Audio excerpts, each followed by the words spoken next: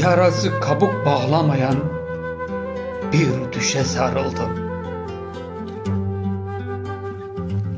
Karanlık sokaklar yoldaşım oldu. Geceler boyu sustum, sustum.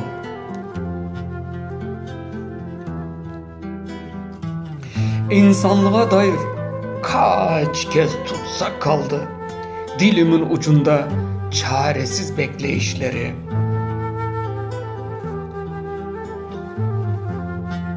Kimsesiz sabahlara kadar bir ben, bir de demir ranza.